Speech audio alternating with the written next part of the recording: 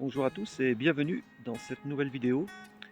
Aujourd'hui je suis à Saint-Véran, dans le Queyras, et je vais visiter cette commune qui est la plus haute commune habitée d'Europe.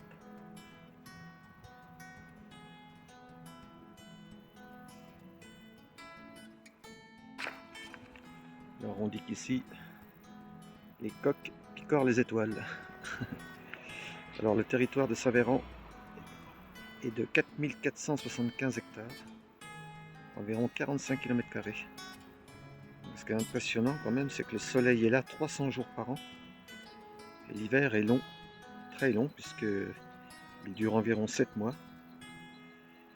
Et 200 jours de gel. La neige tombe de novembre à avril. Vous vous rendez compte, 4,50 m en moyenne, mais selon les ans, de 1,50 m à 7 m. C'est vraiment impressionnant. Il y a parfois entre le minimum et le maximum de température de la journée 30 degrés de différence.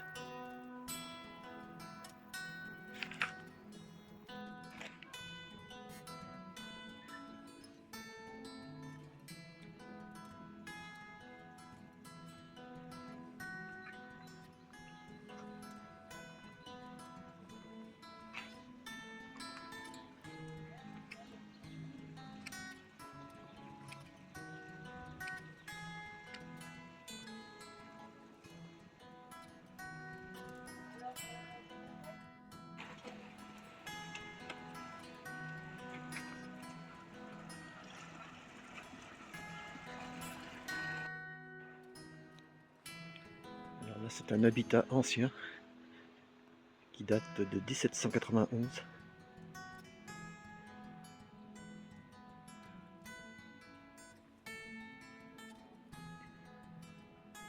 Et encore habité jusqu'en 1976.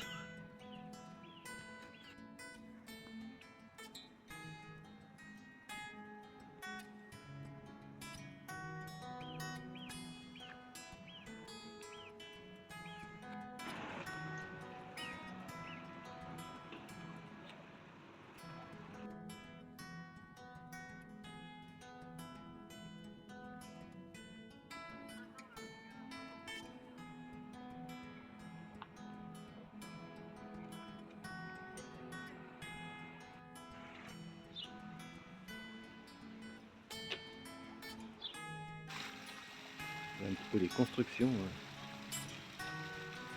les maisons là, avec les avancées en bois.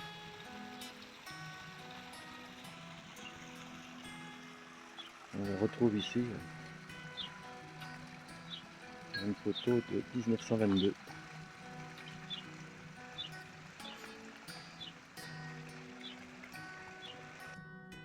Le village là en 1924.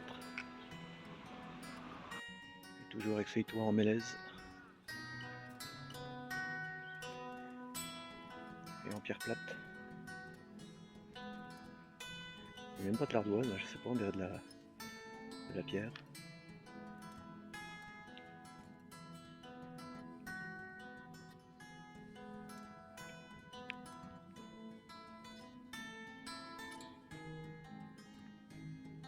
C'est sympa comme le bois est rangé là, regarde un peu.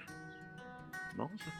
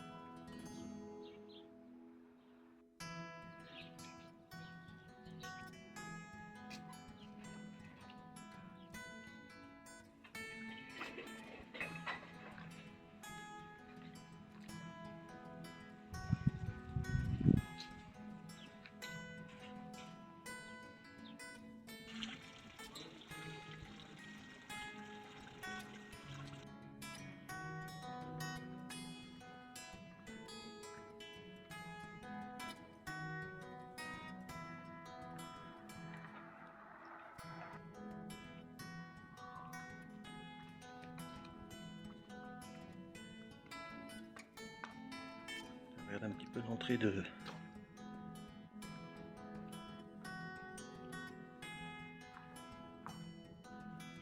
Saint-Véran.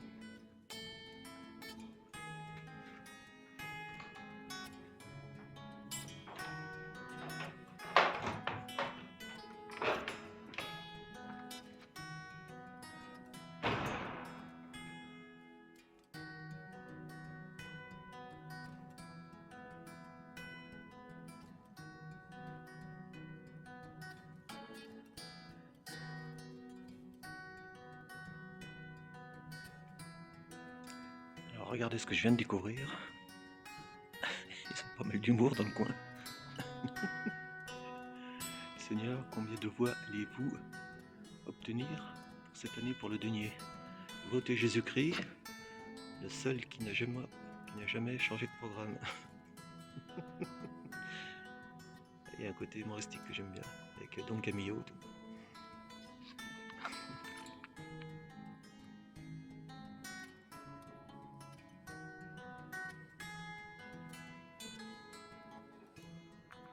Ces constructions sont vraiment incroyables.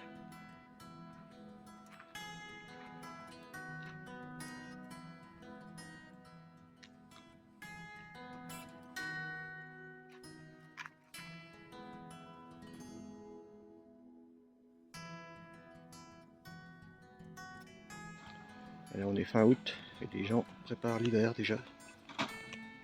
Car ici les hivers sont vraiment rudes. Ça commence de bonne heure.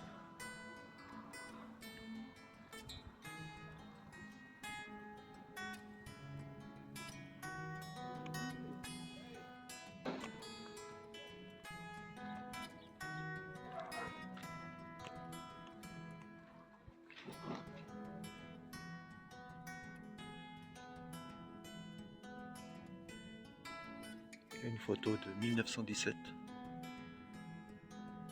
en avril 1917. Et comme les rues étaient enneigées. Il y a un joli petit bar, j'ai bien envie de me boire une petite bière des Alpes.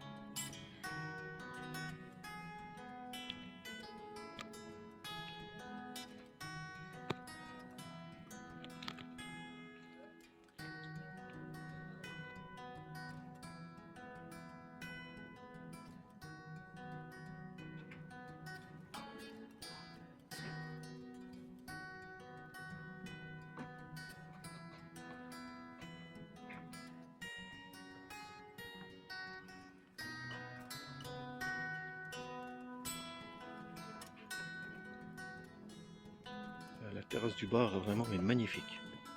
Bar-restaurant même, la Marmotte. Regardez un petit peu la vue là. Oh,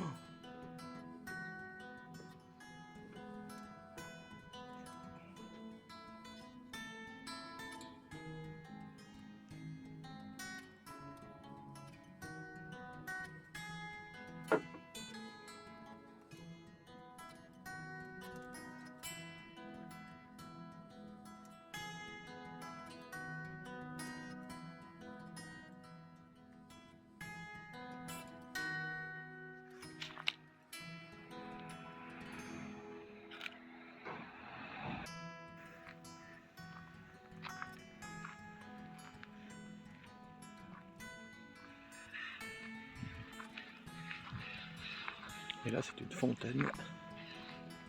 Donc une fontaine, il y en a une par quartier si je comprends bien. Donc voilà, c'est ça, il y en a une par quartier. Elles sont alimentées par de petites sources construites en bois de mélèze, réputées imputrescibles. Elles se composent de deux parties. Une partie ronde, la Tino, qui servait d'abreuvoir pour les animaux. C'est dans ce bassin qu'arrive l'eau par un tuyau appelé Djakou, où les gens venaient s'approvisionner en eau pour les besoins domestiques. Une partie rectangulaire, le Batcha, qui servait à laver le linge, est reliée à la Tino par un chenal en bois Couriero.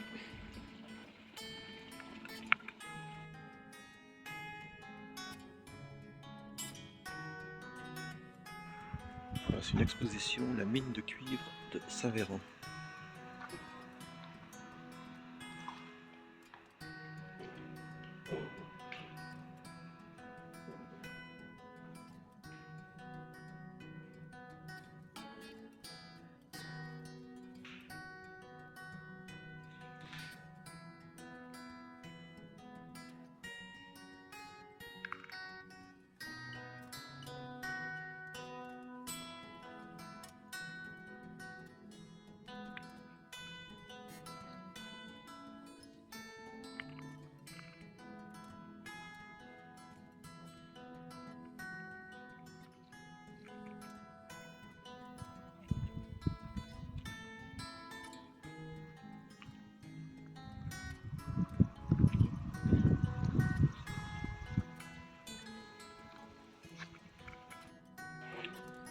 nous avons un four à pain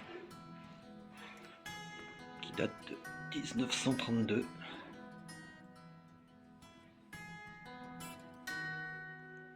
Dans le village, on l'utilise encore. Il y a encore des fournées qui sont en fait plutôt l'été. Donc c'est un four, ah oui d'accord, qui a été construit dans la Drôme à Tain.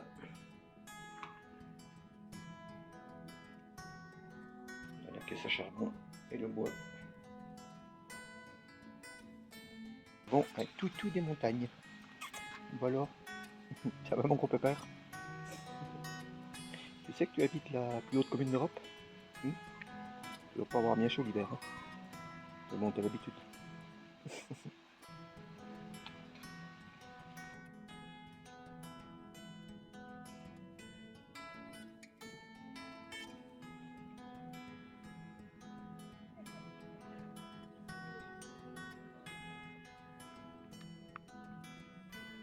Aujourd'hui, il fait un temps magnifique. Ce matin, les villageois m'ont dit qu'il y avait 10 degrés.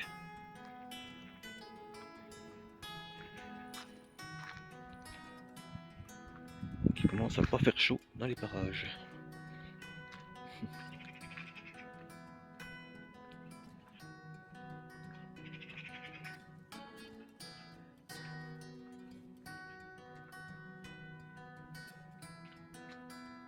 La vacherie.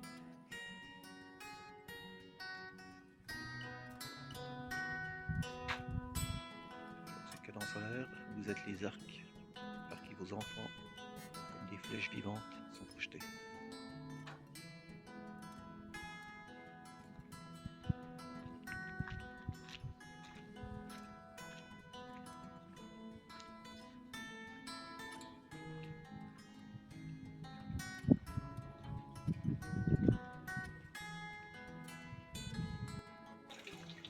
Toujours ces fontaines par quartier. Parce que Saint-Véran, il y a plusieurs quartiers en fait. Celle-là, elle était refaite en, elle n'est pas vieille, en 1981. Mais je pense que c'est sa date de rénovation. Car les fontaines sont beaucoup plus anciennes que ça, bien sûr.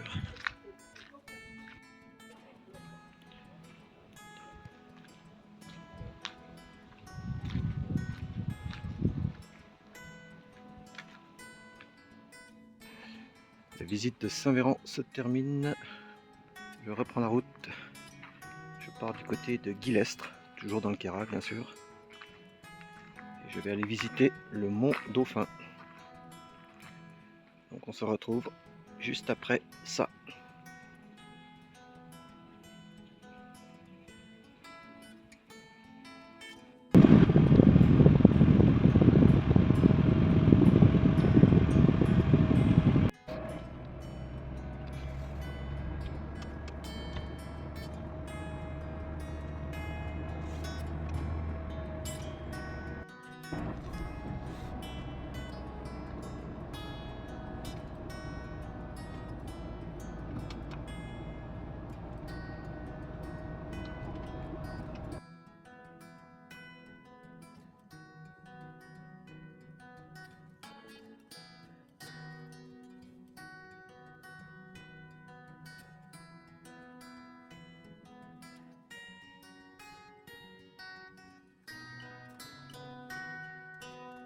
Donc les communes de Saint-Véran comme Seillac, c'est tout des cul-de-sac. Une fois arrivé au bout, il n'y a pas le choix. Il faut revenir sur nos pas.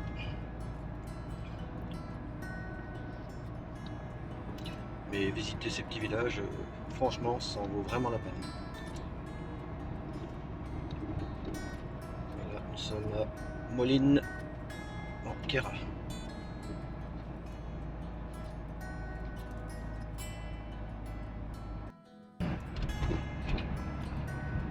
Le musée de l'abeille. Le petit camion comme il est joli. Petit Renault.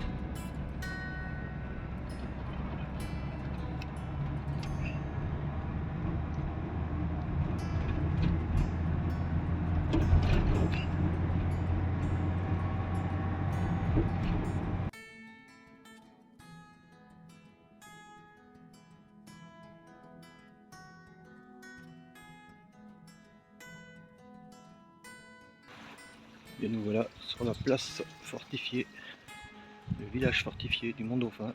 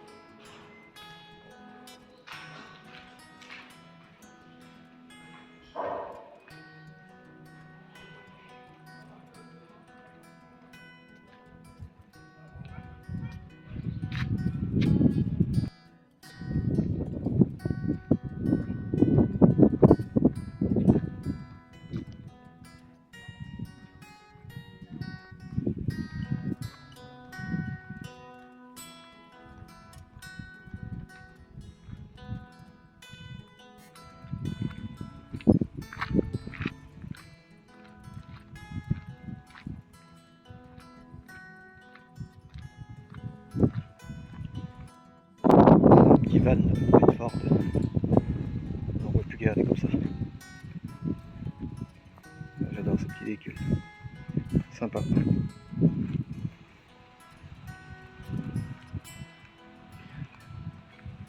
Qui double porte comme ça derrière. Très rare de nos jours. Et il a l'air en bon état.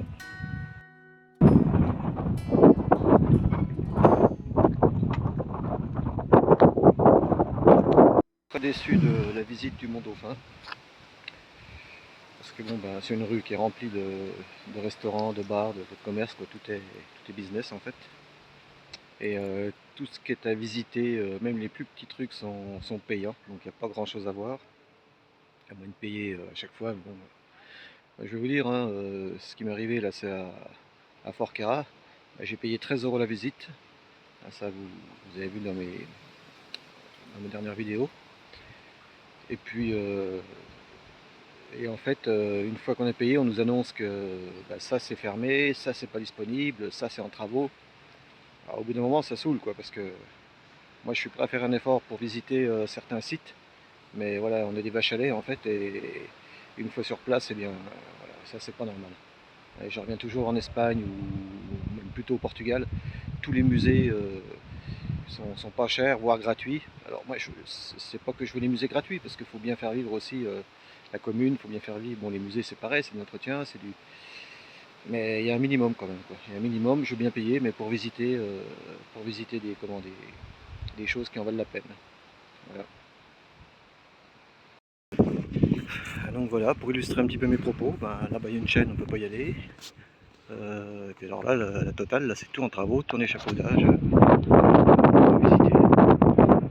Donc c'est un peu décevant, c'est dommage.